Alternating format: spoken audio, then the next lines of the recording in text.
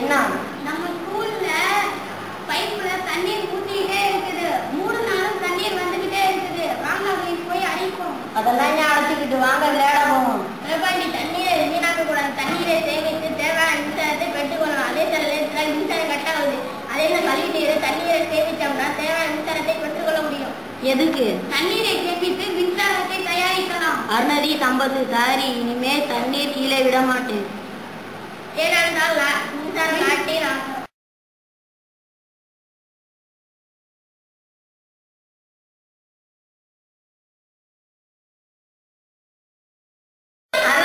தண்ணீர் மற்றும் கழிவு நீரிலிருந்து மின்சாரம் தயாரிக்கலாம் என்று சொன்னியே, அது எப்படி?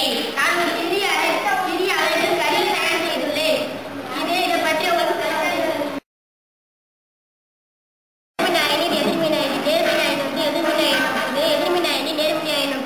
நம்ம கழிநீரை ஊற்றினோம்னா அது கரண்ட் உற்பத்தி ஆகுது. இதே இதை ஆன் பண்ணோம்னா லைட் எரியுது, ஃபேன் சுற்றுது. இதே நம்ம பெரிய அளவு பண்ணோம்னா பெரிய நிறுவனங்களுக்கும் தொழிற்சாலைகளுக்கும் தேவையான மின்சாரத்தை பெற்றுக்கொள்ள முடியும். இதே நம்ம தேவை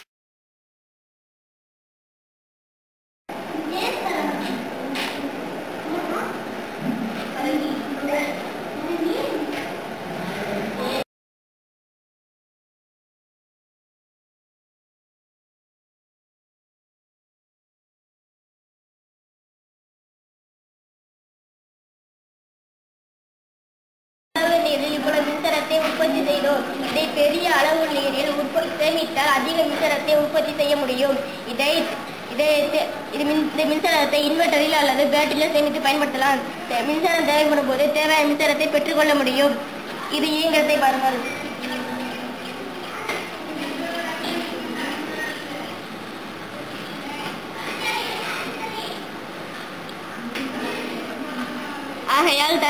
ஆகையால் தண்ணீரை வீணாக்காதீர்.